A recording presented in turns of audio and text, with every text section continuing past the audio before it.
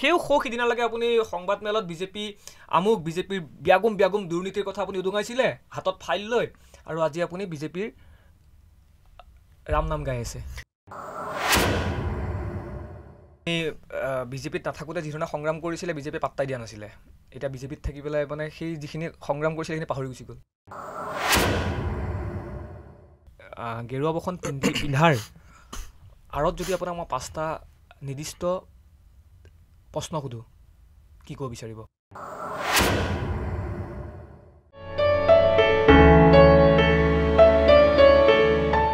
নমস্কাৰ মোৰ এই বিশেষ অনুষ্ঠান যাত্ৰালৈ আপোনাক সকলোকে পুনৰবাৰ স্বাগতম জনাইছোঁ আৰু প্ৰতিবাৰৰ দৰে বাৰ্তাইনীৰ আমাৰ এই ষ্টুডিঅ'ত উপস্থিত আছে এগৰাকী বিশেষ ব্যক্তি আৰু মোৰ সৈতে আছে ধৰ্মকান্ত গগৈ বৰ্তমান সময়ৰ এগৰাকী বিজেপিৰ সক্ৰিয় নেতা হয় নমস্কাৰ ধৰ্মদা ধন্যবাদ এইখিনি সময় দিয়াৰ কাৰণে হয় থেংক ইউ যথেষ্ট ব্যস্ত থাকে আপোনালোক তাৰপিছতো এইখিনি যে সময় দিলে না তেনেকুৱা বুলি নহয় কামৰ মাজতে মানুহে মানুহক লগ ধৰিব লাগে ঠিক আছে মই ধৰ্মদাৰ পৰিচয়টো দিওঁ প্ৰথমে ধৰ্মদা আছিলে টাই আহোম যুৱ পৰিষদৰ মুখপাত্ৰ একালৰ আৰু ইয়াৰ পিছত আপুনি এটা সংগঠন আপুনি জন্ম দিছিলে দুৰ্নীতি বিৰোধী যুৱ শক্তি অসম আৰু বৰ্তমান সময়ত আপুনি বিজেপিৰ সক্ৰিয় নেতা সক্ৰিয় বুলি নহয় তৃণমূল এজন কাৰ্যকৰ্তা আৰু তেনেধৰণে আগবাঢ়ি গৈ থাকিব লাগিব সক্ৰিয় হয় নহয় নিশ্চিতভাৱে আজিৰ তাৰিখত সচেতন নাগৰিক হিচাপে ব্যক্তি হিচাপে আৰু যিকোনো এটা দলৰ আপুনি কাৰ্যকৰ্তা হিচাপে সক্ৰিয় হ'বই লাগিব আৰু সক্ৰিয়তাটো চবতে প্ৰয়োজন আজি কিছু কথা পাতিম ধৰ্মদা ৰাজনৈতিক ক্ষেত্ৰখনৰ কিছু কথা পাতিম আৰু সেই যিখিনি কথা আপোনাক মই সুধিম এইখিনি খোলাকৈ কওঁ বুলি মই আশাবাদী কিন্তু নিশ্চিত যিখিনি মই যিমানলৈকে পাৰোঁ মোৰ যুক্তিয়ে যিখিনি কয় যিখিনি ক'ব পাৰি বা যিখিনি প্ৰশ্নৰ মই উত্তৰ দিব পাৰোঁ নিশ্চিতভাৱে দিবলৈ মই প্ৰয়াস কৰিম বিজেপিৰ কিবা টোপ আছে নেকি যে যি টোপৰ কাৰণে বিভিন্ন নেতাক দেখিবলৈ পোৱা যায় সেই টোপটো গিলে আৰু বিজেপিলৈ ঢাল খায় আচলতে তেনেকুৱা কোনো কথা নাথাকে যেতিয়া কোনোবা এটা দলে দেশ বা ৰাজ্যখনৰ কাৰণে ভাল কাম কৰে আৰু বহু সময়ত সেই ভাল কামবিলাকৰ আকৃষ্ট হৈ বা বহু সময়ত এনেকুৱা বহু নেতা ওলায় যিসকল নেতাৰ কামত মানুহ আচলতে মুগ্ধ হয় বা কামবিলাক দেখি ভাল পায় আৰু তেতিয়া তেওঁলোকৰ ইচ্ছা যায় যে দেশখনক আমিও সজাই তোলোঁ অসমখনক বা জাতিটোক আমিও সজাই তোলোঁ ৰাজ্যখনক আমিও সজাই তোলোঁ তেনেকুৱা পৰিৱেশতে নিশ্চিতভাৱে মই ভাবোঁ বেলেগসকলৰ কথাটো মই নাজানো গতিকে মই মোৰ নিজৰ ক্ষেত্ৰত ভাবোঁ যে তেনেকুৱা এটা পৰিৱেশতে পৰি আচলতে ভাৰতীয় জনতা পাৰ্টিটো মই চাগে যোগদান কৰিছিলোঁ মানে বিজেপিৰ কামৰ প্ৰতি আকৃষ্ট হৈ আপুনি বিজেপিত যোগদান কৰিলে নিশ্চিতভাৱে হয় আৰু সক্ৰিয় যিখিনি কাম কৰি আছে বৰ্তমান সময়ত সেই কামৰ প্ৰতি আপুনি আকৃষ্ট হ'ল যাৰ পৰিপ্ৰেক্ষিতত আপুনি বিজেপিত যোগদান কৰিলে বা বিজেপিৰ আজি এক কথাত ক'বলৈ গ'লে পেনেলিষ্ট নিশ্চিতভাৱে হয় ঠিক আছে আমি যদি সেই অতীত ঘূৰি যাওঁ আপোনাৰ জীৱনটোলৈ আপোনাক মই লগ পোৱা বহুত বছৰ হ'ল নিশ্চয় সেই বছৰটোত সেই বছৰলৈ যদি ঘূৰি যাওঁ তেতিয়া বৰ লেকচাৰ মাৰিছিলে দেখোন যে বিজেপিয়ে আমুকটো দুৰ্নীতি কৰিছে বিজেপিয়ে তামুকটো দুৰ্নীতি কৰিছে আৰু হঠাৎ আপুনি এতিয়া সেই বিজেপি চৰকাৰখন যে এতিয়া আপোনাৰ বিৰাট ভাল হৈ গ'ল মানে এই আপোনাৰ আইডিয়লজিখিনি কেনেকুৱা মই বুজি পোৱা নাই একচুৱেলি সেইকাৰণে আপোনাক আচল কথাটো বিষয়বিলাক বৰ বাৰু সৰু বৰ বুলি নহয় আপুনি এটা কথা মন কৰিব আজিৰ তাৰিখত আমি যিমানবিলাক কৰাপশ্যনৰ বিৰুদ্ধে কমপ্লেইন পাইছোঁ অভিযোগ পাইছোঁ বা দেখিছোঁ আপুনি দেখিছে যে স্পৰ্ট সকলোৰে বিৰুদ্ধে ব্যৱস্থা গ্ৰহণ কৰা হৈছিল আৰু এটা কথা হয় আমি এটা সময় যেতিয়া অৰাজনৈতিক সংগঠনত আছিলোঁ আপুনি য'ত থাকিব যি ধৰণে থাকিব তাৰ দায়িত্বটো আপুনি পালন কৰিব লাগিব আমি যেতিয়া অসমত এটা সংগঠন কৰিছিলোঁ বা সংগঠনৰ এজন ব্যক্তি হিচাপে আছিলোঁ তেতিয়া নিশ্চিতভাৱে চৰকাৰৰ ভাল কামখিনিক আমি সদায় প্ৰশংসা কৰিছিলোঁ আৰু চৰকাৰৰ ৰৈ যোৱা যিখিনি খুঁট সেই খুঁটখিনিক আমি আঙুলিয়াই দিবলৈ সমালোচনাৰ জৰিয়তে হওক সংবাদ মেলৰ জৰিয়তে হওক এই বিষয়টো আমি বাৰম্বাৰ উত্থাপন কৰাৰ প্ৰচেষ্টা কৰিছিলোঁ আজিও এনেকুৱা কথা চাওক আমি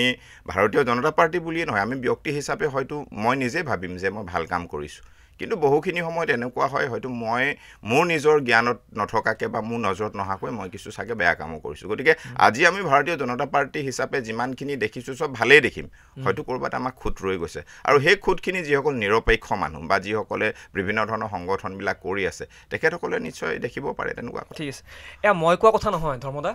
এয়া আজি ষ্টুডিঅ'ত মই কোৱা কথা নহয় মই স্পষ্টভাৱে কৈছোঁ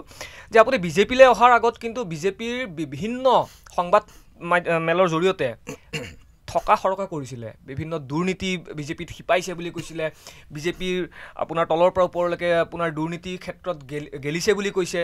কৈছিলে কিন্তু এতিয়া হঠাৎ এই যিটো বিজেপি প্ৰেমী যি আপোনাৰ এই চৰিত্ৰ দেখিবলৈ পোৱা গ'ল, মই পুনৰ কৈছোঁ মই কোৱা কথা নহয়, কাৰণ আপোনাক মোক যদি বিচাৰে আপোনাক মই এতিয়া ক্লিপ দিব পাৰিম। হঠাৎ কি ধৰণৰ আপোনাৰ মনত আহিলে যে সিদিনালৈকে আপুনি সংবাদমেলত বিজেপিৰ ব্যাগুম দুৰ্নীতিৰ কথা আপুনি উদঙাইছিলে হাতত ফাইল লৈ, আৰু আজি আপুনি বিজেপিৰ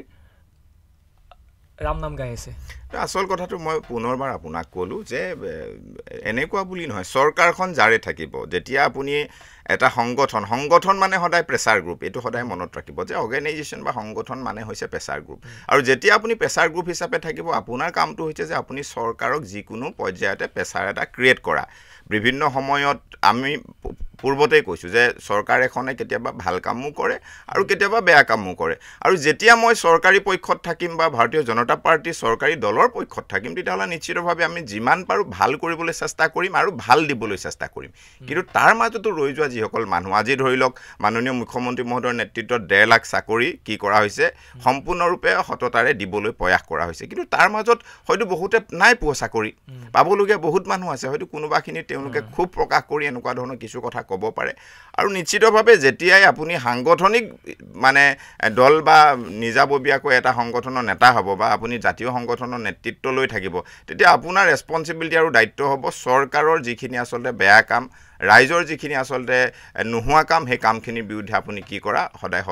উৎসাৰ হৈ থকা। এতিয়া মই এনেকৈ ধৰিব পাৰোঁ নেকি যে আপুনি বিজেপিত নাথাকোঁতে যিধৰণে সংগ্ৰাম কৰিছিলে বিজেপিয়ে পাত্তাই দিয়া নাছিলে, এতিয়া বিজেপিত থাকি পেলাই সেই যিখিনি সংগ্ৰাম কৰিছিলে সেইখিনি পাহৰি গুচি গ'ল? তেনেকুৱা কথা নহয়। আচল ঘটনাটো চাওক, মই বাৰে বাৰে ক'লোঁ, মই সাংগঠনিক জীৱনত দুৰ্নীতি বিৰোধী যুৱ শক্তি অসমৰ প্ৰতিষ্ঠাপক বা সভাপতি হিচাপে যিখিনি দুৰ্নীতিৰ বিৰুদ্ধে মই গোচৰ ৰুজু কৰিছিলোঁ, এনেকুৱা নহয় যে আমি কেৱল সংবাদ মেল এখন কৰিছিলোঁ আৰু সংবাদ মেলখন কৰি ৰৈ দিছিলোঁ। মই প্ৰথমতে FIR এটা দাখিল কৰোঁ, গোচৰ এখন দাখিল কৰোঁ, আৰু আজি মই প্ৰত্যেকটা গোচৰ চলাই আছোঁ। এনেকুৱা কৰা নাই যে সেই গোচৰবিলাক আমি নোহোৱা কৰি পেলাইছোঁ। গতিকে দুৰ্নীতিৰ বিৰুদ্ধে তেতিয়া কৰা যিখন যুঁজ, দুৰ্নীতি নোহোৱা কৰিবলৈ, কৰাপশ্যন নোহোৱা কৰিবলৈ কৰা যিখন যুঁজ, সেই যুঁজখন আচলতে প্ৰকৃতাৰ্থত আজি মাননীয় মুখ্যমন্ত্ৰী ডক্টৰ হিমন্ত বিশ্ব শৰ্মা ডাঙৰীয়াই কৰি আছে। দুৰ্নীতিৰ বিৰুদ্ধে সবল আৰু শক্তিশালীভাৱে একেটা দিনতে অসমত 6-7 হাজাৰ দালাল, মাটিৰ দালাল এৰেষ্ট কৰাৰ দৰে পৰ্যায় আহিছিল। আপুনি বৰ সুন্দৰ কথা এটা ক'লে, আপুনি ডক্টৰ হিমন্ত বিশ্ব শৰ্মাৰ এই যিখন যুঁজ, দুৰ্নীতিৰ বিৰুদ্ধে কৰা যুঁজখনৰ প্ৰতি আকৃষ্ট হৈ আপুনি বিজেপিত জইন কৰিলে, হয় নহয় কওক? ঠিক আছে, মোক এটা কথা স্পষ্টকৈ ক'ব, আজিৰ পৰা কেইবছৰমান আগতে আপুনি মোক দুৰ্নীতি বিৰোধী যুৱ শক্তি অসমৰ এটা বঁটা দিছিলে, আৰু সেই বঁটাটোৰ নাম আছিলে শূন্য সহনশীলতা বঁটা। আৰু সেই বঁটাটো মই পুনৰবাৰ উল্লেখ কৰিব বিচাৰিম, আপুনি যিহেতু ক'লে যে মুখ্যমন্ত্ৰী ডক্টৰ হিমন্ত বিশ্ব শৰ্মাৰ নেতৃত্বত যি দুৰ্নীতিমুক্ত অসম গঢ়াৰ যি প্ৰচেষ্টা, সেই প্ৰচেষ্টাক আপুনি আকৃষ্ট হৈ আজি বিজেপিৰ সক্ৰিয় নেতা হৈ আছে। কিন্তু সেই সময়টোত আপুনি মোক বঁটা কিয় দিছিলে? দুৰ্নীতি বিৰোধী যুৱ শক্তি অসমৰ ফালৰ পৰা বঁটাটো মোক কিয় দিছিলে? আচল ঘটনাটো চাওক, যেতিয়া সেই সময়ত আপুনি প্ৰাগ নিউজৰ এজন সবল আৰু শক্তিশালী সাংবাদিক আছিল, আৰু যথেষ্ট দুৰ্নীতিৰ বিৰুদ্ধে আমি কৰি থকা, সেই সময়ত সমাজখনত চলি থকা, চাৰ্কুলেশ্যন হৈ থকা বিভিন্ন দুৰ্নীতিৰ বিৰুদ্ধে আপুনি সবল আৰু শক্তিশালীভাৱে যুঁজিছিলে। আপুনি বুলিয়েই নহয়, অসমৰ বহু আমি সংবাদ মাধ্যমৰ এনেকুৱা বলিষ্ঠ সাংবাদিকক সেই সময়ত বঁটা বাহন দিছিলোঁ। এইকাৰণে দিছিলোঁ যে তেওঁলোকে যাতে কাম কৰিবলৈ এটা উৎসাহ আৰু উদ্দীপনা লাভ কৰে। আৰু এই আমাৰ ছাবজেক্টটো কি আছিলে? বঁটা প্ৰদান কৰা আমাৰ দিনটো কি আছিলে যে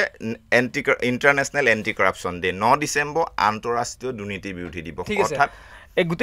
গোটেই বঁটাটো পোৱাৰ মোৰ আঁৰৰ গোটেই বিষয়টো বা কাহিনীটো আছিলে যে স্বাস্থ্য বিভাগত হৈ থকা তৃতীয় আৰু চতুৰ্থ বৰ্গৰ ব্যাগুম নিযুক্তি কেলেংকাৰী, মই যদি ভুল নহয়। নিশ্চিতভাৱে হয়, সেই সময়ত তৰুণ গগৈ চৰকাৰৰ দিনৰ যি আচলতে নিযুক্তি কেলেংকাৰী, তৰুণ গগৈ ডাঙৰীয়া সেই সময়ত মুখ্যমন্ত্ৰী আছিলে, আৰু তেওঁ দিনতে 2005 চনৰ পৰা দীঘলীয়া সময় ধৰি প্ৰায় 2011-12 মান চনলৈকে স্বাস্থ্য বিভাগত বহু মানুহে ভুৱাকৈ বহু ব্যক্তি আচলতে নিযুক্তিৰ এটা ব্যৱস্থা কৰিছিল। আৰু এই গোটেই বস্তুখিনি আমি RTI জৰিয়তে যেতিয়া তথ্য লাভ কৰিছোঁ, তাৰপিছতে আপোনাৰ জৰিয়তে আপুনি খুব বলিষ্ঠভাৱে প্ৰাগ নিউজৰ জৰিয়তে প্ৰতিটো বস্তু খুব বিশ্লেষণাত্মকভাৱে আপুনি কি কৰিছিলে, এই খবৰখিনি অসমৰ ৰাইজৰ বাবে পৰিৱেশন কৰিছিলে। আৰু সেই কথাটোৰ জৰিয়তে মই আপোনাক ক'ব বিচাৰিছোঁ, সেই সময়ৰ মুখ্যমন্ত্ৰী আছিল, আজি তেওঁ ঢুকালে, বাৰে বাৰে তেখেতৰ নামটো গগৈ ডাঙৰীয়া। কিন্তু আপুনি অভিযোগ উত্থাপন কৰিছিল যে এই গোটেই যিটো নেক্সাছ, এই গোটেই যিটো চক্ৰ আছিলে সেইটো সময়ত, এই চাকৰিৰ যিখন জাল, সেই নেক্সাছটোৰ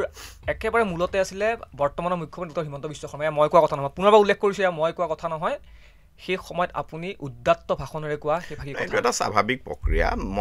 মন্ত্ৰী বিভাগৰ যিজন আচলতে মিনিষ্টাৰ হ'ব আমি সেই মন্ত্ৰীজনকে আচলতে কি কৰিব লাগিব অভিযোগ কৰি বিষয়খিনি উত্থাপন কৰিব লাগিব কিন্তু এটা কথা গম পোৱা যায় বা জনাই যায় যে নিযুক্তি প্ৰক্ৰিয়াৰ ক্ষেত্ৰত এতিয়া আমি যেতিয়া গম পাইছোঁ সেই সময়ত আমাৰ এইটো ভুল আছিল একদম স্বাভাৱিক কথা যে নিযুক্তি প্ৰক্ৰিয়া গোটেই ব্যৱস্থাটো কণ্ডাক্ট কৰে মুখ্যমন্ত্ৰী এজনৰ পৰিচালনাতে আচলতে নিযুক্তি প্ৰক্ৰিয়াটো আগবাঢ়ি যায় সেই সময়ত তেওঁলোকে লিষ্ট বনাই দিছিলে মুখ্যমন্ত্ৰীয়ে লিষ্ট দিছিলে মানে ৰকিবুল হুছেইন ডাঙৰীয়াই নিৰ্বাচনী সভাবিলাকতো নগাঁৱত নিজেই কৈছে যে মই প্ৰতিখন গাঁৱতে চাকৰি দিয়া মানুহ আছে কিন্তু আজিৰ তাৰিখত সেইটো নহয় আজি আপুনি মেধা ভিত্তিত পৰীক্ষা দিব যেটো মাননীয় মুখ্যমন্ত্ৰী ডক্টৰ হিমন্ত বিশ্ব শৰ্মা ডাঙৰীয়া আমাক বুজাই দিছে সেই সময়ত আমাৰ ভুল আছিল কি ভুল আছিল আমি ভাবিছিলোঁ যে মিনিষ্টাৰে নিযুক্তি দিয়ে কিন্তু নহয় মুখ্যমন্ত্ৰী এজনে গোটেই বস্তুটো কণ্ডাক্ট কৰে আৰু আমি সেই কাৰণে ভাবো তৰুণ গগৈ ডাঙৰীয়াৰ নেতৃত্বত প্ৰাক্তন মুখ্যমন্ত্ৰী তৰুণ গগৈ ডাঙৰীয়াৰ নেতৃত্বত অসমত আচলতে এটা সময়ত এই চাকৰি সাংঘাতিক নেক্সাছখন চলিছিল আৰু সেই কাৰণেই চাগে আমি দুৰ্নীতিৰ বিৰুদ্ধে এনেধৰণে যুঁজ কৰিবলৈ ওলাই আহিছিলোঁ মানে আপুনি স্পষ্টকৈ ক'লে কিন্তু যে আপোনাৰ ভুল আছিলে নিশ্চিতভাৱে এইটো আমি ধাৰণা কৰিছিলোঁ যে মিনিষ্টাৰ এজনে নিযুক্তি প্ৰক্ৰিয়াটো কণ্ডাক্ট কৰে যি কাৰণে আমি বিভাগৰ যিজন মন্ত্ৰী আজিও হয় আজি বিভাগ এটাত গণ্ডগোল হ'লে প্ৰথমে মিনিষ্টাৰজনক আঙুলিয়ায় কিন্তু আচলতে গোটেই বিষয়টো মন্ত্ৰীজনৰ জৰিয়তে নাথাকে ডিপাৰ্টমেণ্টৰ জৰিয়তে গোটেই বস্তুটো হয় মানে সেই সময়ছোৱাত আপুনি ডক্টৰ হিমন্ত বিশ্ব শৰ্মা ডাঙৰীয়াক বৰ্তমান সময়ৰ মুখ্যমন্ত্ৰী সেই সময়ৰ আপোনাৰ বিভাগীয় মন্ত্ৰী মুখ্যমন্ত্ৰী ডক্টৰ হিমন্ত বিশ্ব শৰ্মাক সেই সময়ত আপুনি অভিযোগ কৰি আপোনাৰ ভুল আছিলে বুলি আজি নিজে আপুনি আসল ঘটনাটো চাওক সাংগঠনিকভাৱে আমাৰ যিটো দায়িত্ব মই কৈছোঁ যে মোৰ ধাৰণাটো ভুল আছিলে যে আমি মিনিষ্টাৰ এজনে গোটেই আচলতে নিযুক্তি প্ৰক্ৰিয়াটো কণ্ট্ৰল কৰে বুলি আমি এটা ধাৰণা কৰিছিলোঁ আৰু সেই ধাৰণাটো যেতিয়া শাসনাধিষ্ঠিত দল এটা লৈ আহি গোটেই ছিষ্টেমটো যেতিয়া আমি চাবলৈ পালোঁ কাৰণ মোৰ ঘৰত কোনো ৰাজনৈতিক নেতা নাই মোৰ ঘৰৰ পৰা কোনো MLA হোৱা নাই আজিলৈকে মন্ত্ৰীও হোৱা নাই বা কোনো চৰকাৰী বিশেষ উচ্চপদস্থ ব্যক্তি নাই যি নেকি মানে এনেকুৱা প্ৰক্ৰিয়াবিলাকৰ লগত ৰিলেটেড হৈ থাকে তো সেইকাৰণে আমি সম্যক জ্ঞানে যিখিনি ধাৰণা সেই সময়ত সংগঠন কৰি থাকোঁতে কৰিছিলোঁ তেতিয়া আমাৰ এই ধাৰণাটো হৈছিল যে হয়তো মন্ত্ৰী এজনে এই গোটেই বস্তুটো কণ্ট্ৰল কৰে নেকি কিন্তু আজি আমি যেতিয়া দেখিছোঁ তেনেকুৱা নহয় মুখ্যমন্ত্ৰী মুখ্য সচিব এই গোটেইটো আচলতে এটা ডিপাৰ্টমেণ্টেল প্ৰচিডিউটৰ জৰিয়তে গোটেই বস্তুখিনি হয় আৰু ইয়াত আটাইতকৈ বেছি জড়িত হৈ থাকে আচলতে মুখ্যমন্ত্ৰীগৰাকী মানে সেই সময়ত আপুনি যিখিনি অভিযোগ উত্থাপন কৰিছিল সেইবাবে আপুনি আজি নিজেই নিজক ভুল বুলি স্বীকাৰ কৰিছে নাই অভিযোগ বুলি নহয় আমি যিখিনি ডাটা পাইছিলোঁ অৰ্থাৎ মাননীয় মুখ্যমন্ত্ৰী প্ৰাক্তন মুখ্যমন্ত্ৰী তৰুণ গগৈ ডাঙৰীয়াৰ দুৰ্বলতাৰ কাৰণে তৰুণ গগৈ ডাঙৰীয়াৰ দুৰ্বল নীতিৰ কাৰণে তেওঁলোকৰ দুৰ্নীতি আৰু ভ্ৰষ্টাচাৰী নীতিৰ বাবে তেনেধৰণে ধৰ্মকান্ত গগৈ ডাঙৰীয়া সেই সময়ত কিন্তু আপুনি মুখ্যমন্ত্ৰী প্ৰয়াত মুখ্যমন্ত্ৰী তৰুণ গগৈ ডাঙৰীয়াৰ কথা এবাৰো ওলোৱা নাছিলে আপুনি বাৰম্বাৰ আপোনালোকে আপুনি সেই সময়ত চাব আমি সেই সময়ত যি ডিপাৰ্টমেণ্টৰ এগেইনষ্টত আচলতে কমপ্লেইনটো পাওঁ সেই ডিপাৰ্টমেণ্টৰ মন্ত্ৰীগৰাকীকে ধৰোঁ শিক্ষা বিভাগত যদি আপুনি চাই সিদ্ধাৰ্থ ভট্টাচাৰ্যী ডাঙৰীয়াৰ বিৰুদ্ধেও আমি কি কৰিছিলোঁ FIR পৰ্যন্ত দাখিল কৰিছিলোঁ এইটো এডুকেশ্যন ডিপাৰ্টমেণ্ট আছিল তেতিয়া গতিকে যিটো ডিপাৰ্টমেণ্টত যেতিয়া গণ্ডগোল হয় সেই ডিপাৰ্টমেণ্টটো আচলতে মিনিষ্টাৰজনৰ মন্ত্ৰীজনৰ বিৰুদ্ধে আৰু এইটো এটা স্বাভাৱিক প্ৰক্ৰিয়া আপুনি সংগঠন এটাত থাকিলে নিশ্চিতভাৱে আপোনাৰ চিৰাচৰিত যিটো দায়িত্ব আৰু কৰ্তব্য মই পূৰ্বেও কৈছোঁ মই পুনৰবাৰ চৰ্বিত চৰ্বণ কৰি থাকিব বিচৰা নাই যে আপুনি চৰকাৰখনৰ বিৰুদ্ধে সংগঠনে মাৰ বান্ধি থিয় হ'বই লাগিব আৰু চৰকাৰৰ যিখিনি খুঁত ৰৈ যোৱা নীতি সেই নীতিখিনিৰ বিৰুদ্ধে সংগঠনবিলাকে দলবদ্ধভাৱে আগবাঢ়ি যাবই লাগিব ঠিক আছে হ'ব যেহেতু আপুনি যথেষ্ট গুৰুত্বপূৰ্ণ কথা কেইটামান জানিব দিলে কাৰণ আপুনি স্পষ্ট কৰিলে যে সেই সময়ছোৱাত আপুনি ভুল আছিলে সেই সময়ৰ বিভাগীয় মন্ত্ৰী সেই সময়ৰ আৰু বৰ্তমান সময়ৰ মুখ্যমন্ত্ৰী ডক্টৰ হিমন্ত বিশ্ব শৰ্মাক আঙুলি টুৱাই পেলাই ভুল আছিলে আপুনি স্পষ্ট কৰিলে বাৰু সেইখিনি কথা আওপকীয়াকৈ হ'লেও কিন্তু লগতে এটা কথা সুধিব বিচাৰিম আপুনি আছিলে টাই আহোম যুৱ পৰিষদৰ মুখপাত্ৰ আছিলে সেই সময়ছোৱাত ৰাষ্ট্ৰীয়তাবাদী যি ৰাষ্ট্ৰীয়তাবাদী যি শক্তি সেই শক্তিক দুৰ্ঘোৰ বিৰোধিতা কৰিছিলে আৰু হঠাৎ কেৱল আপোনাক বুলি ক'লে মোৰ ভুল হ'ব এনেধৰণৰ মই সদৌ অসম ছাত্ৰ সন্থাৰ মই নাম উল্লেখ নকৰোঁ ব্যাগুম নেতা কা আন্দোলনৰ পৰা আদি কৰি বিভিন্ন আন্দোলনৰ তেওঁলোকে গুৰু দায়িত্ব লৈছিলে আপুনি যিহেতু মোৰ লগত আছে সেইকাৰণে আপোনাক মই সুধিব বিচাৰিম সেই সময়ছোৱাত যদি চাবলৈ যাওঁ আপোনালোকে ৰাষ্ট্ৰীয়তাবাদী সেই ঢৌটোৰ একেবাৰে বিৰোধ কৰিছিলে কিন্তু হঠাৎ কি ধৰণে আপোনাৰ আকৃষ্ট হ'ল এইবাবে কৈছোঁ কাৰণ ভাৰতীয় জনতা পাৰ্টি কিন্তু ৰাষ্ট্ৰীয়তাবাদী এটা সক্ৰিয় দল হয় ৰাজনৈতিক দল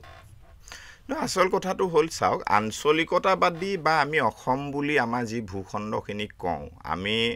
আজিৰ তাৰিখত ৰাজ্যখনক আগবঢ়াই লৈ যাবৰ কাৰণে আমাৰ যিমানখিনি সামৰ্থ্য ঠিক আছে কৃষিভিত্তিত আমাৰ প্ৰতিটো বস্তু আছে প্ৰাকৃতিক আৰু ভগৱান প্ৰদত্ত প্ৰতিটো সামগ্ৰী ইয়াত আছে কিন্তু অৰ্থনৈতিক সমৃদ্ধিৰ বাবে উদ্যোগ আৰু বিনিয়োগৰ বাবে যিটো ব্যৱস্থা সেই ব্যৱস্থাটো আমাৰ ইয়াত নাই আমি আঞ্চলিকতাবাদী ৰাজনীতিৰ জৰিয়তে হওক বা আমাৰ জাতীয় চেতনাবোধৰ জৰিয়তে হওক এইখিনিতো লাগিবই কিন্তু ইয়াৰ লগতে এই কথাটো আমি ভাবিব লাগিব যেতিয়া 1947 চনত আচলতে দেশ বিভাজন হৈছিল বিভাজন হোৱাৰ লগে লগে অসমখনো ভাৰত ৰাষ্ট্ৰৰ ভিতৰতে এখন অংগ ৰাজ্য হিচাপে কি হৈ গৈছিল সন্নিবিষ্ট হৈ গৈছিল আমি বহুখিনি সময়ত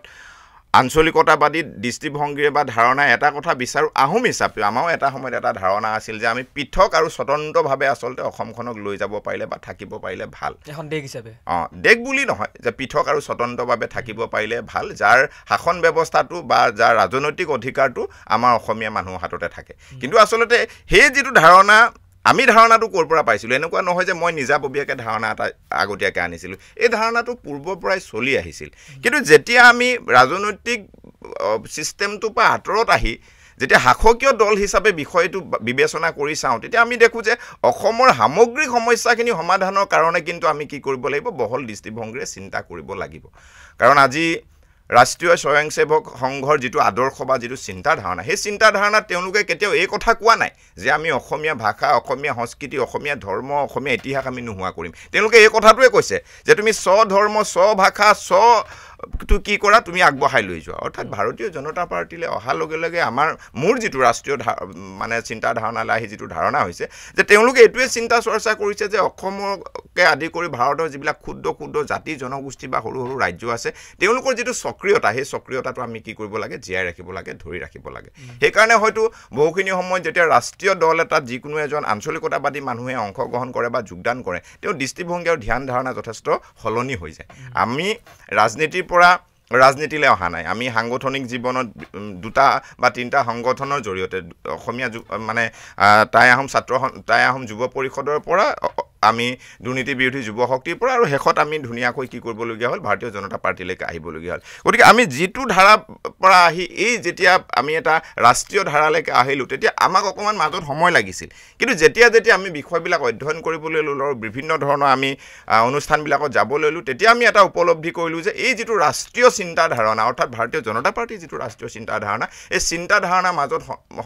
সন্মোহিত হৈ আছে কি প্ৰতিটো জাতি জনগোষ্ঠীক জীয়াই ৰখা ভাষা সংস্কৃতিক জীয়াই ৰখাৰ কাৰণে তেওঁলোকে এটা অনুপ্ৰেৰণা দি আচলতে ব্যৱস্থা কৰে আমি সেইকাৰণে ভাবোঁ যে ভাৰতীয় বৃহৎ চিন্তাধাৰণাৰ মাজত জীয়াই ৰাখি অসমীয়া জাতি আৰু অসমখনে ভৱিষ্যত দিশলৈকে সবল আৰু শক্তিশালীভাৱে আগবাঢ়ি যাব পাৰিব ঠিক আছে বৰ ধুনীয়া কথা আপুনি ক'লে সেইটো আপোনাৰ মতামত এইটো কোনোবাই সমৰ্থন কৰে বা নকৰে এইটো দৰ্শকৰ ওপৰত ডিপেণ্ড কৰিব গেৰুৱা বসন পিন্ধাৰ আঁৰত যদি আপোনাক মই 5টা একদম চমুকে আপুনি গেৰুৱা বসন এতিয়াও পিন্ধি আহিছে গেৰুৱা বসন পিন্ধাৰ আঁৰত যদি আপোনাক মই 5টা নিৰ্দিষ্ট প্ৰশ্ন সোধোঁ কি ক'ব বিচাৰিব 5টা প্ৰশ্ন নিৰ্দিষ্ট প্ৰথম কথাটো হৈ গ'ল অটল বিহাৰী বাজপেয়ী ডাঙৰীয়াৰ লগতে লালকৃষ্ণ আদৱানী ডাঙৰীয়াৰ যিটো আদৰ্শগত নীতি আছিল আমি তেতিয়া কলেজীয়া ছাত্ৰ আছিলোঁ অটল বিহাৰী বাজপেয়ী ডাঙৰীয়াৰ যি আদৰ্শ নীতি তেওঁ বক্তব্য যদিও আমি সেই সময়ত চিৰাচৰিত প্ৰৱণতাই সাংগঠনিকভাৱে তেওঁলোকৰ বিৰুদ্ধাচৰণ কৰিছিলোঁ কিন্তু তেওঁলোকৰ কৰ্ম কথা বাৰ্তা আৰু দেশখনৰ প্ৰতি যিটো দৃষ্টিভংগী এই দৃষ্টিভংগীক আমি কি কৰিছিলোঁ সন্মান প্ৰদৰ্শন কৰিছিলোঁ হয়তো মই ভাৰতীয় জনতা পাৰ্টিলৈ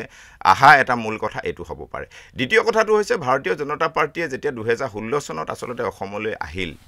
মাননীয় মুখ্যমন্ত্ৰী সৰ্বানন্দ সোণোৱাল ডাঙৰীয়াৰ নেতৃত্বত এই দুৰ্নীতি বিৰোধী যুৱ শক্তি অসম নামৰ সংগঠনটো anti corruption youth power Assam অৰ্থাৎ জিঅ' টলাৰেঞ্চ যিটো আমি এৱাৰ্ড আপোনালোকক দিছিলোঁ যে দুৰ্নীতিৰ বিৰুদ্ধে সবল আৰু শক্তিশালীভাৱে তেওঁ এটা মেছেজ দিবলৈ প্ৰয়াস কৰিছিল যে কোনো কাৰণত দুৰ্নীতিক প্ৰশ্ৰয় দিয়া নহ'ব কণ্ট্ৰল কৰা হ'ব আৰু এই বস্তুটো ধাৰাবাহিকভাৱে তাৰ পৰৱৰ্তী পৰ্যায়ত মাননীয় মুখ্যমন্ত্ৰী ডক্টৰ হিমন্ত বিশ্ব শৰ্মাই ডাঙৰীয়াই কণ্টিনিউ লৈ গৈছে তৃতীয় কথাটো হৈছে আমি যেতিয়া দেখিলোঁ যে ভাৰতীয় জনতা পাৰ্টিয়ে অসমলৈ অহাৰ লগে লগে ইয়াত সাংঘাতিক ধৰণৰ এখন গুলী বাৰুদৰ সাংঘাতিক ধৰণৰ কি আছিল উগ্ৰবাদী সমস্যাই থকা ঠাইলৈ আমি পৰ্যবেক্ষিত হৈ আছিলোঁ কিন্তু সেই বস্তুটো পৰ্যায়ক্ৰমে মাননীয় মুখ্যমন্ত্ৰী ডক্টৰ হিমন্ত বিশ্ব শৰ্মা ডাঙৰীয়াই হওক সৰ্বা ডাঙৰীয়াৰ নেতৃত্বতে হওক কণ্টিনিউ শান্তিৰ এটা প্ৰচেছলৈ আহিবলৈ ধৰিলে ইয়াৰ সমান্তৰালকৈ আমি দেখিবলৈ পালোঁ যে আপোনাৰ নিবনুৱা নিযুক্তিৰ ক্ষেত্ৰত বিভিন্ন ধৰণৰ উদ্যোগ হাতত লোৱা হ'ল সৰ্বানন্দ সোণোৱাল ডাঙৰীয়া দিনৰ পৰা ধৰি লৈ মাননীয় মুখ্যমন্ত্ৰী ডক্টৰ হিমন্ত বিশ্ব শৰ্মা ডাঙৰীয়া দিনলৈকে আৰু একেবাৰে শেষৰ কথাটো হৈ গ'ল অসমীয়াই সবল আৰু শক্তিশালীভাৱে দিল্লীত জীয়াই থকাৰ যিটো প্ৰৱণতা আগতে এটা কথা কোৱা হৈছিল কি কোৱা হৈছিল যে অসমক মাহিয়াই দৃষ্টিৰে চাই কোনে চাই দিল্লীয়ে চাই আজি এই কথাটো কিন্তু নাই নোহোৱা হ'ল কোনে নোহোৱা কৰিলে ভাৰতীয় জনতা পাৰ্টিয়ে গতিকে এই 5টা দৃষ্টিভংগীৰ লগতে মাননীয় মুখ্যমন্ত্ৰী ডক্টৰ হিমন্ত বিশ্ব শৰ্মা ডাঙৰীয়াৰ যি কাৰ্য দক্ষতা তেখেতৰ যি কৰ্ম প্ৰেৰণা দিন ৰাত একাকাৰ কৰি আজি ৰাজ্যখনক আগবঢ়াই লৈ যাবলৈ যি ধৰণে কাম কৰিছে তেখেতৰ কামৰ আচলতে প্ৰেৰণা নৰেন্দ্ৰ মোদী ডাঙৰীয়াৰ প্ৰেৰণা এই প্ৰেৰণাত আমি আচলতে ভাৰতীয় জনতা পাৰ্টিত যোগদান কৰিছিলোঁ ঠিক আছে আপুনি একেবাৰে শেষত যেতিয়া সক্ৰিয় ৰাজনীতিত যোগদান কৰা নাছিলে যেতিয়া আপুনি দল সংগঠন কৰি আছিলে দুৰ্নীতি বিৰোধী যুৱ শক্তি অসমলৈকে আপুনি আছিলে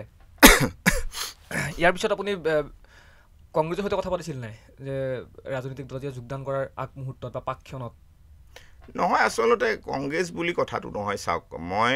ভাৰতীয় জাতীয় কংগ্ৰেছৰ লগত জইনৰ কাৰণে কোনো কথা পতা লগা বিষয় নাছিল কিন্তু মই দুটা বিষয়ত তেওঁলোকৰ সভাপতি সেই সময়ৰ সভাপতি প্ৰাক্তন সভাপতি ৰিপুন বৰা ডাঙৰীয়া আৰু পৰৱৰ্তী সময়ত ভূপেন বৰা ডাঙৰীয়ালৈ মই বহুতবাৰ ফোন কৰিছিলোঁ কেলে ফোন কৰিছিলে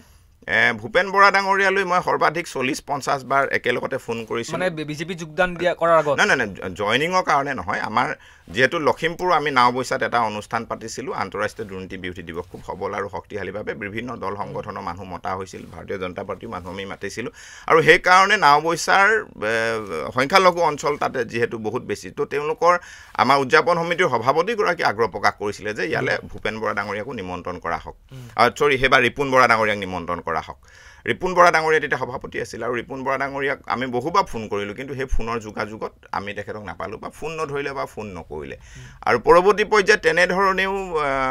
কা আন্দোলনে হওক কিবা এটা তেনেকুৱা আন্দোলনৰ সময়ত কংগ্ৰেছৰ ফালৰ পৰা সংগঠন কৰি থাকোঁতে আমি যেতিয়া অৰাজনৈতিক সংগঠন কৰি আছোঁ আমি বিচাৰিছিলোঁ যে কংগ্ৰেছৰ ফালৰ পৰা বিষয়টো উত্থাপন কৰা হওক মই ভূপেন বৰা ডাঙৰীয়া তেতিয়া বোধ কৰোঁ সভাপতি পদ গ্ৰহণ কৰিছে সেই সময়তে হৈ থকা এটা বিষয়টো মই আজি পাহৰি গৈছোঁ হঠাতে যিহেতু বিষয়টো আহিছে তো তেতিয়া মই ভূপেন বৰা ডাঙৰীয়ালৈ 20 বাৰমান মই ফোন লগাইছোঁ শেষত তেওঁ বোধ কৰোঁ কোনে ফোন ধৰিলে মই নাজানো PSনে কোনোবা এজনে ফোন ধৰিছিলে আৰু তেওঁ কৈছে যে ছাৰ মিটিঙত আছে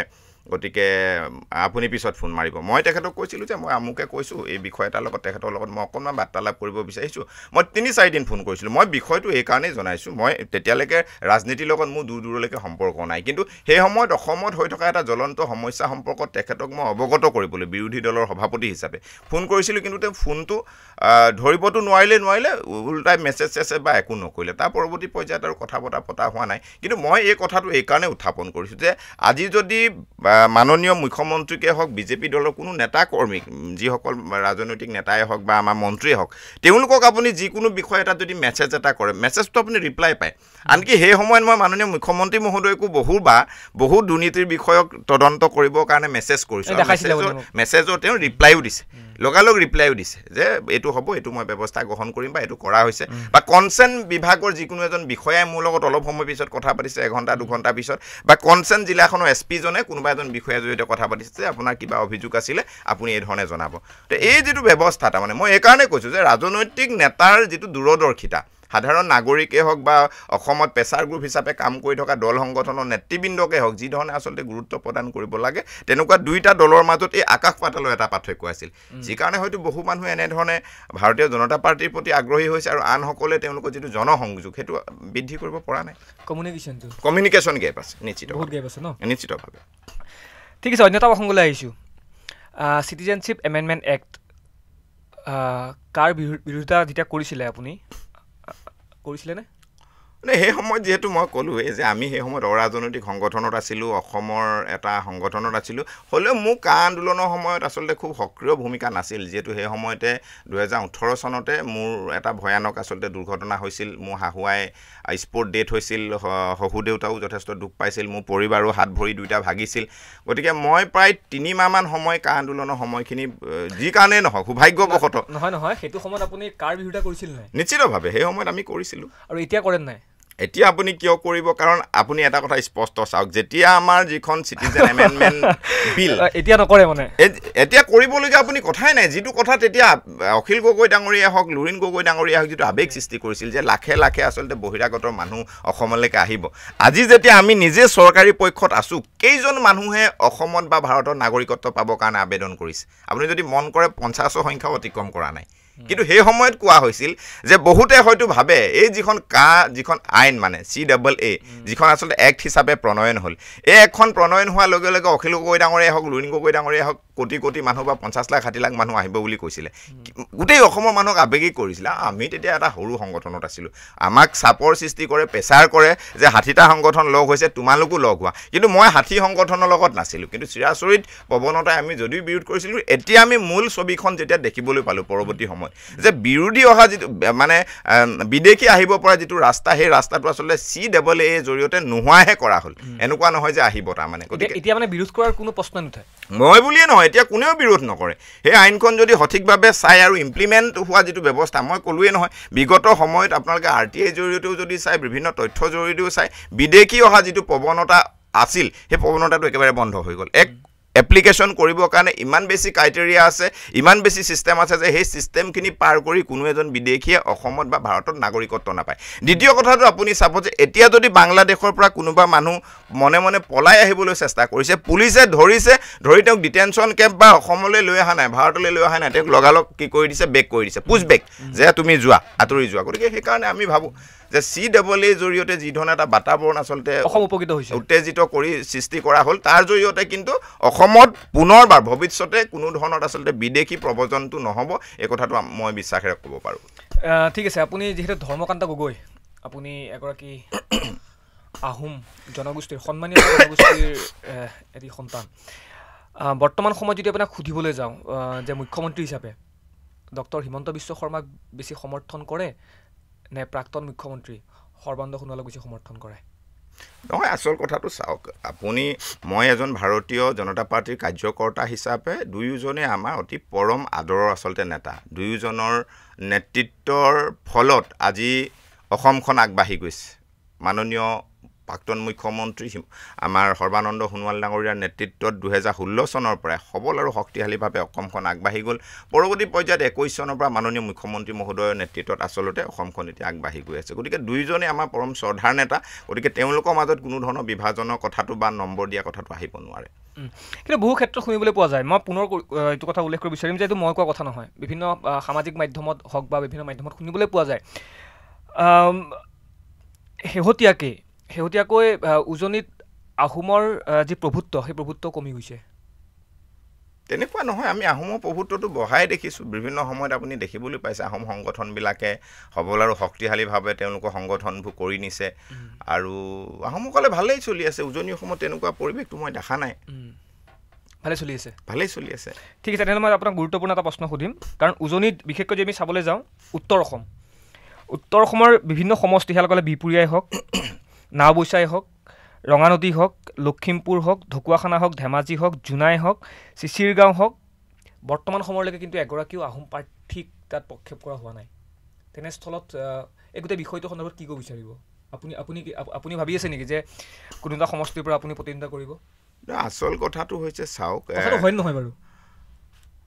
মানে কথাটো হৈছে এনেকুৱা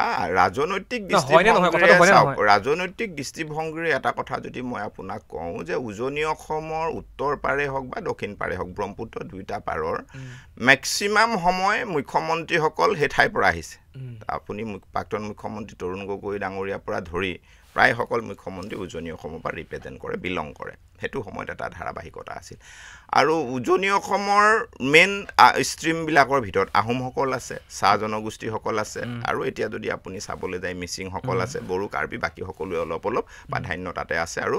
বিশেষকৈ মাইনৰিটিসকল আছে গতিকে আহোমসকলে পূৰ্বৰে পৰা ৰাজনৈতিকভাৱে তেওঁলোকৰ বৃহৎ সংখ্যক এটা মানুহ কি আছিলে ভাৰতীয় জাতীয় কংগ্ৰেছৰ লগত জড়িত হৈ আছিলে বা তেওঁলোকে ভাৰতীয় জাতীয় কংগ্ৰেছত থাকি ভাল পায়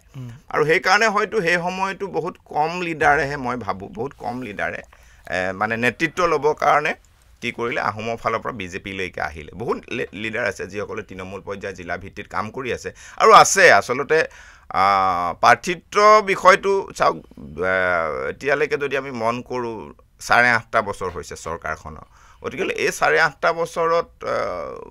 আৰু কিয় নিশ্চিতভাৱে এনেকুৱা এটা কথা হয় আহিবলগীয়া সময়ত উত্তৰ অসমতো ভাবোঁ আমি এই সমষ্টিখিনিত সকলো জাতি জনগোষ্ঠীৰ কাৰণে মাননীয় মুখ্যমন্ত্ৰী বা ভাৰতীয় জনতা পাৰ্টীয়ে চিন্তা চৰ্চা কৰিব আপুনি ভাবিছে নেকি যে এই উত্তৰ অসমৰ এই সমষ্টি মই যিকেইটা নাম ক'লোঁ এই সমষ্টিকেইটাৰ ভিতৰত যিকোনো এটা সমষ্টিৰ পৰা আপুনি পৰৱৰ্তী সময়ত প্ৰতিনিধিত্ব আগবঢ়াব বা এটা সক্ৰিয় ভাৱে আপুনি তাত আগবাঢ়িব বুলি ভাবিছেনে সপোন আছে নেকি? আচলতে উত্তৰ অসমৰ এই আটাইকেইটা সমষ্টি যদি আপুনি বিপুৰীয়া চাই, বিপুৰীয়াত আমাৰ বিধায়ক আছে, অমিয় দা আছে তাতে। আপুনি যদি নাওবৈচা চাই, এতিয়া SC কাৰণে SC সকলৰ কাৰণে সেইটো সংৰক্ষিত হৈছে, থাকিল ৰঙা নদী। তাৰ কাষতে যদি আপুনি দেখা পায় লখিমপুৰ সমষ্টিত মাননীয় মানৱ ডেকা ডাঙৰীয়া সবল আৰু শক্তিশালীভাৱে আছে। যদি আপুনি ঢকুৱাখানালৈ যায়, সেইটো ST কাৰণে, অৰ্থাৎ আমাৰ মিচিঙৰ ফালৰ পৰা তাতে আমাৰ নৱদলে ডাঙৰীয়া আছে। ধেমাজিত আমাৰ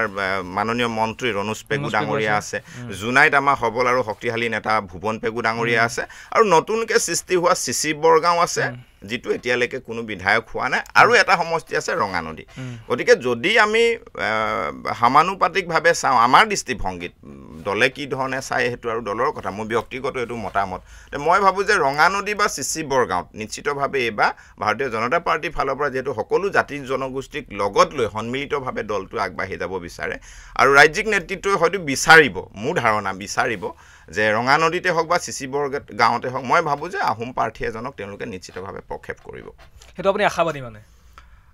মানে ধাৰণা এটা কৰোঁ, ধাৰণা এটা আমি কৰোঁ। আপোনাক লৈ আশাবাদী নেকি? মই মোক বুলি কোৱা নাই, নিশ্চিতভাৱে আহোম প্ৰাৰ্থী এজন তাৰ পৰা প্ৰক্ষেপ কৰিব। আমাৰ কথাটো কি, আমি দলৰ এজন তৃণমূল কাৰ্যকৰ্তা, ভাৰতীয় জনতা পাৰ্টীলৈ আমি আহিছোঁ, আৰু দলে যেতিয়া যি দায়িত্ব প্ৰদান কৰিব সেই দায়িত্বলৈ আগবাঢ়ি যাবলৈ আমি প্ৰয়াস কৰিম। বহুতে কয় ৰাজনৈতিকভাৱে জড়িত ব্যক্তিসকলৰ কথা মই কোৱা নাই, সাধাৰণ মানুহে বহুতে কয় বা সামাজিক মাধ্যমত উত্থাপন কৰে এয়া কথা যে ভাৰতীয় জনতা পাৰ্টীত বৰ্তমান সময়ত যি যোগদানৰ যি ঢৌ দেখিবলৈ পোৱা গৈছে, তাৰ আঁৰত কিন্তু আপোনাৰ একোজন নেতা হোৱাৰ এটা সপোন লৈহে তাত যোগদান কৰে। আপুনিও সেই সপোনলৈ যোগদান কৰিছিলে চাগে?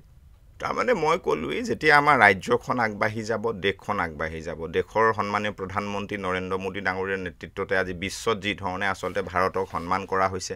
অসমৰো তেনেধৰণে যিটো স্নেৰিঅ' সৰ্বভাৰতীয় পৰ্যায়ত মাননীয় মুখ্যমন্ত্ৰী মহোদয়ৰ নেতৃত্বত আগবাঢ়ি গৈছে। গতিকে এই এনেকুৱা আগবাঢ়ি যোৱা পৰ্যায়ত আমি দলটোৰ এজন তৃণমূল কাৰ্যকৰ্তা হিচাপেও যদি থাকিব পাৰোঁ ভাল লাগে। আৰু সেইকাৰণে ইয়াতে কোনোবাই, আপুনি এটা কথা স্পষ্টভাৱে জানিব, ভাৰতীয় জনতা পাৰ্টী এইটো নীতি আৰু আদৰ্শ আছে। কোনোবা মানুহে যদি আশা লৈ, কোনোবা মানুহে সপোন লৈ যদি দললৈ আহে, তেওঁ আৰু বহু বছৰলৈ ৰাজনৈতিক জীৱনত তেওঁ একো নাপায়। এইটো দল হৈছে সেৱা কৰা, মানে আপুনি জনতাৰ সেৱা, দেশৰ সেৱা, ৰাষ্ট্ৰৰ সেৱা সমৰ্পিতভাৱে যদি আপুনি কৰিব পাৰে, নিশ্চিতভাৱে দলে যি ধৰণৰ দায়িত্ব দিয়ে আপুনি ল'ব লাগিব। ইয়াতে এতিয়া আপুনি ন বিজেপি কথাটো আচলতে চাওক, এইটো বিজেপি পুৰণা বিজেপি গোটেই কথাটো মানে আপোনাৰ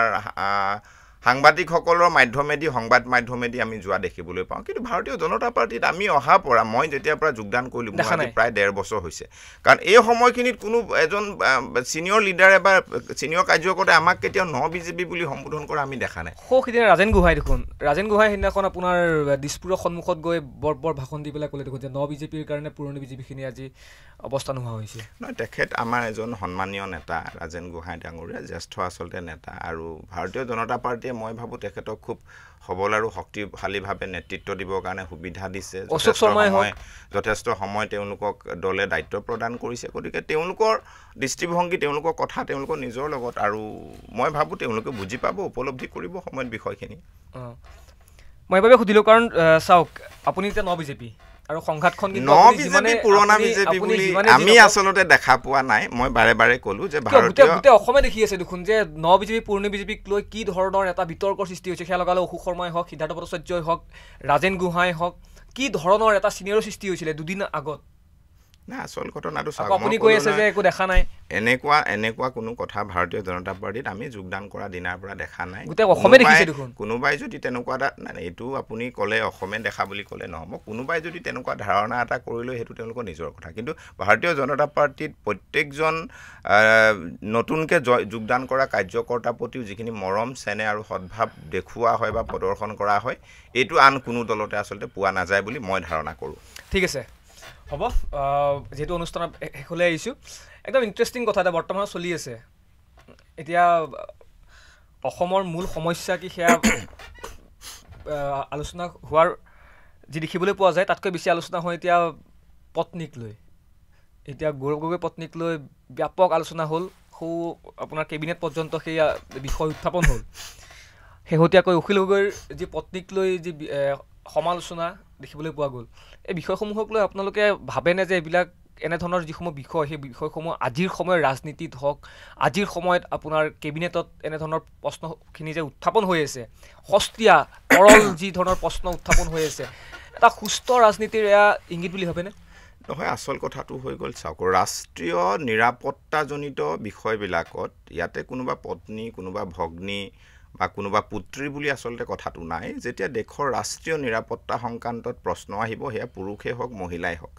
তেওঁৰ বিৰুদ্ধে চৰকাৰে হওক বা যাৰ ওচৰত ইনফৰমেশ্যন আছে তেওঁৱেই হওক ব্যৱস্থা গ্ৰহণ কৰা দায়বদ্ধতা আছে প্ৰয়োজনীয়তা আছে আৰু দ্বিতীয় কথাটো হৈছে কেতিয়াবা আপুনি জানে যে এই গোটেই কথাবিলাক মুখৰোচক কিছুমান বিষয়ও তেনেধৰণে চলি থাকে কিন্তু ৰাষ্ট্ৰীয় নিৰাপত্তা সংক্ৰান্তত আমি কেতিয়াও বুজাবুজি কৰাটো আচলতে এইটো নাহে এইটো আৰু কোনোবা কাৰোবাৰ পৰিবাৰ বা কাৰোবাৰ পুত্ৰী বা কাৰোবাৰ আচলতে পত্নী বুলি বিষয়টো নাই গতিকে সেইকাৰণে আমি ভাবোঁ আৰু বাকী বিষয়বোৰ চাওক বাকী বিষয়বোৰ কেনেধৰণে আমি ধাৰণা কৰিম যাৰ চিন্তাধাৰণা যেনেকুৱা তেনেধৰণে যাব আৰু কেতিয়াবা বিষয়ৰ প্ৰাসংগিকতা নাথাকে কিন্তু বিষয়টো প্ৰাসংগিক হৈ যায় আৰু পাব্লিকেও বা জনসাধাৰণে যিটো ভাল পায় যিটো লয় আপুনি চাবচোন চৰ্চা কৰিবলগীয়া বিষয়টো কোনটো মানে কথাটো হৈছে আজি আমাৰ সংবাদ মাধ্যমেই হওক এণ্টাৰটেইনমেণ্টটো চাবলগীয়া হয় আপুনি যদি শাস্ত্ৰৰ বা জ্ঞান দৰ্শনৰ গোটেই বিষয়বিলাক লৈ থাকে আপোনাৰ এই পৰ্টেলটো বা চেনেলটো আপুনি লৈ যাব নোৱাৰে কিন্তু মানুহক লাগে সস্তীয়া বিষয়বিলাক পাতলীয়া বিষয়বিলাক যিবিলাক মানে হাঁহিৰ খোৰাক হ'ব বা যিবিলাক আমোদ প্ৰমোদৰ খোৰাক হ'ব গতিকে তেনেকুৱা বিষয় কিছুমান কেতিয়াবা চলি থাকে কিন্তু সকলো বিষয় প্ৰয়োজন মানুহক আনন্দও লাগে দিয়কচোন গানো লাগে নাচো লাগে আকৌ মানে শক্তিও লাগে ভক্তিও লাগে গতিকে এই গোটেই বিষয়বিলাকৰ মাজতে হয়তো আমি চলিব লাগিব ঠিক আছে ধৰ্মকান্ত গগৈয়ে যিহেতু ভাৰতীয় জনতা পাৰ্টিত যোগদান কৰিলে মই পুনৰ উল্লেখ কৰিব বিচাৰিম যে কিছুদিন পূৰ্বে বৰ লেকচাৰ আপুনি দিলে সংবাদ মেলৰ জৰিয়তে যে এইখন বিজেপি চৰকাৰ কোনো পধ্যেই ৰাজ্য চৰকাৰ হ'ব নোৱাৰে এইখন বিজেপি চৰকাৰ ভ্ৰষ্টাচাৰ এখন চৰকাৰ দুৰ্নীতিগ্ৰস্ত এখন চৰকাৰ কিন্তু সেইখন বিজেপি চৰকাৰতে এতিয়া আপুনি পেনেলিষ্ট হৈ আছে কি আশা লৈ পেলাই আপুনি পেনেলিষ্ট হৈছে সেয়া মই ক'ব নাযাওঁ কাৰণ আপোনাৰ সকলোৰে একোটা আইডিঅলজি থাকে পৰৱৰ্তী সময়ত হয়তো নিশ্চয় আপোনাৰ সপোন এটা আছে যে নহয় আচল কথাটো চাওক মই বাৰে বাৰে ক'লোঁ আমি সাংগঠনিক জীৱনত আপুনি আজি এজন সাংবাদিক হিচাপে আপুনি যিখিনি দায়িত্ব পালন কৰিছে কাইলৈ যদি আপুনি চৰকাৰী বিষয়া এজন হৈ যায় তেতিয়া আপুনি চৰকাৰী দায়িত্বখিনি পালন কৰিব লাগিব এইটো হৈছে মানুহৰ জীৱনৰ এটা স্বাভাৱিক গতি আমি ছাত্ৰ হিচাপে আমি এজন অভিভাৱক হিচাপে বা আজি আমি ৰাজ্যখনৰ শাসকীয় দল হিচাপে যি ধৰণে আচলতে যাব লাগিব মানুহৰ দৃষ্টিভংগী বয়সৰ লগে লগে সময়ৰ লগে লগে সলনি হৈ যায় আৰু সাংগঠনিকভাৱে মই ক'লোঁ আমি সংগঠন এটা দায়িত্ব লৈ আমাৰ কোনোফালে ছিকিউৰিটি নাথাকে আমি ৰাইজৰ কাৰণে আগবাঢ়ি যাওঁ নিশ্চিতভাৱে আপুনি কাৰোবাৰ পৰা সহায় এটা বিচাৰিলে তেওঁ চান্দা পাৰ্টি বুলি ক'ব গতিকে কোন দৃষ্টিভংগীৰে কেনেধৰণে আপুনি আচলতে ছিকিউৰিটিৰ কাৰণে বা নিৰাপত্তাৰ কাৰণে আপুনি নিশ্চিতভাৱে আপুনি চাওক যেতিয়া আপুনি এজন সামাজিক ব্যক্তি হ'ব নিশ্চিতভাৱে আপুনি সমাজে বিচাৰিব আৰু আমাৰ প্ৰত্যেকজন মানুহৰ উদ্দেশ্য কি সংগঠন কৰিলেও আমাৰ উদ্দেশ্য আছিলে যে ৰাষ্ট্ৰ আৰু ৰাজ্যখনৰ ডেভেলপমেণ্ট আৰু বিকাশৰ কাৰণে কাম কৰা নিবনুৱাসকলক সুৰক্ষা দিয়া সমস্যাবিলাক সমাধান কৰা আৰু আজি আমি সেই বিশ্বাসযোগ্যতাটো চৰকাৰ এখনত তাতে দেখিবলৈ পাইছোঁ ভাৰতীয় জনতা পাৰ্টিৰ নেতৃত্বত মোদী ডাঙৰীয়াৰ নেতৃত্বত সেই বিশ্বাসটো আমি দেখিবলৈ পাইছোঁ গতিকে পূৰ্বতে মই যিখিনি কথা ক'লোঁ বা বিষয় ক'লোঁ সেইখিনি এজন সংগঠনৰ নেতা হিচাপে কোৱা যিখিনি বিষয় সেই কথাখিনি থাকিবই কিন্তু যেতিয়া মই এটা শাসকীয় দললৈ আহিছোঁ আৰু ৰাইজৰ নিজৰ দৃষ্টিভংগীৰে এজন মানুহক সমালোচনাও কৰিব আৰু যদি প্ৰয়োজন বোধ কৰে তেওঁলোকে আশীৰ্বাদো প্ৰদান কৰিব গতিকে মই মোৰ কৰি অহা পূৰ্বৰ সময়ৰ যিখিনি বিষয় আজি দুৰ্নীতিৰ বিৰুদ্ধে বহু সময় মই যুঁজ কৰি আহিছোঁ প্ৰায় 8,500 FIR আজিও মোৰ কোৰ্টে চলি আছে মই সেইটোৱে কথা আজিও বহু মানুহে মোক কয় বোলে মইহে দুৰ্নীতি কৰিলোঁ গতিকে আপুনি গোটেই বিষয়বিলাক তেনেধৰণে চাব লাগিব যেতিয়া কোনোবাই আমাক প্ৰশ্ন কৰে মই এটা সংগঠনৰ অৰাজনৈতিক সংগঠনৰ নেতা আছিলোঁ বা ব্যক্তি আছিলোঁ আমি বিভিন্ন সময়ত দুৰ্নীতিৰ বিৰুদ্ধে যুঁজ কৰিছিলোঁ 8,500 FIR বিভিন্ন আৰু এই গোটেই 8,500 মানুহ মেক্সিমাম মানুহ কংগ্ৰেছ চৰকাৰৰ দিনৰ আমূলৰ মানুহ আৰু বিজেপি চৰকাৰৰ দিনৰ খুব কম মানুহ আছিল কাৰণ মই সংগঠনটো কৰি থকা দীঘলীয়া সময় আজি ধৰি লওক 4 বছৰ পূৰ্বৰ কথা তো এই সময়খিনি বিষয়খিনি লগত যেহেতু মই বহুত জড়িত নহয় গতিকে তাৰ আগত আমি যিমানবিলাক কৰাপশ্যন ৰিলেটেড দুৰ্নীতি ৰিলেটেড বা আপোনাৰ নিবনুৱা সমস্যাবিলাকৰ ক্ষেত্ৰত হোৱা কেছ পাইছিলোঁ মেক্সিমাম কংগ্ৰেছৰ আমূলত হোৱা আচলতে কি আছিলে কৰাপশ্যন আছিলে আৰু তেওঁলোকৰ দিনত মুকলি আছিলে আচলতে কৰাপশ্যনটো সকলোৱে বজাৰ কিন্তু এতিয়া আপুনি সেই ব্যৱস্থাটো নাই আজি এজন মন্ত্ৰীয়ে আজি এজন বিধায়কে তেওঁ যিখিনি যাৱতীয় কাম সেইখিনিহে কাম কৰিব পাৰে এডমিনিষ্ট্ৰেশ্যনৰ কামত উপায়ুক্ত এজনক যিখিনি পাৰফৰ্মেঞ্চ দিয়া হৈছে যিখিনি দায়িত্ব দিয়া হৈছে সেইখিনিত কোনো ৰাজনৈতিক নেতা বা মন্ত্ৰীয়ে হস্তক্ষেপ কৰিব নোৱাৰিব আজি OC এজনক কোনো কাৰণতে MLA এজনে ফোন কৰি এই মানুহজনক আঁতৰাই দিয়ে বা উলিয়াই দিয়ে বুলি ক'ব নোৱাৰিব তাৰমানে গোটেই ব্যৱস্থাটো ভাৰতীয় জনতা পাৰ্টিৰ নেতৃত্বত চৰকাৰৰ নেতৃত্বত সবল আৰু শক্তিশালীভাৱে হোৱা আমি দেখিবলৈ পাইছোঁ মোৰ শেষৰটো প্ৰশ্ন গোটেই জীৱন ভাৰতীয় জনতা পাৰ্টি থাকিব আপুনি নিশ্চিতভাৱে যেতিয়ালৈকে সুস্থিৰ এটা ব্যৱস্থাত জীৱনটো যাপন কৰিব পাৰিম বা জীয়াই থাকিব পাৰিম মোৰ মানসিকভাৱে মই সুস্থ হৈ থাকিম তেতিয়ালৈকে মই ভাবোঁ ভাৰতীয় জনতা পাৰ্টিৰ লগতে মই সদায় জড়িত হৈ থাকিম ঠিক আছে ধন্যবাদ আমাৰ যেহেতু সময় তাকৰ আৰু এইখিনি সময় দিয়াৰ কাৰণে ধন্যবাদ ধৰ্মকান্ত গগৈ ডাঙৰীয়া আৰু আমি বিচাৰোঁ যে পূৰ্বে যিহেতু আপুনি কেইবাটাও জাতীয় সংগঠনৰ সৈতে ওতপ্ৰোতভাৱে জড়িত আছিলে আৰু বৰ্তমান সময়ত আপুনি এটা ৰাজনৈতিক যি দল ৰাষ্ট্ৰীয় পৰ্যায়ৰ ৰাজনৈতিক দল ভাৰতীয় জনতা পাৰ্টিৰ সৈতে ওতপ্ৰোতভাৱে জড়িত হৈ আছে আৰু পৰৱৰ্তী সময়তো আপুনি আগবাঢ়ি যাওক আৰু ৰাইজৰ হকে কাম কৰি যাওক সেয়াক আমি কামনা কৰিলোঁ আৰু এইখিনি সময় দিয়াৰ বাবে ধন্যবাদ আৰু মোৰ এই অনুষ্ঠানৰ পৰা বিদায় মাগি মোৰ এই অনুষ্ঠানৰ পৰা বিদায় মাগিছোঁ ধন্যবাদ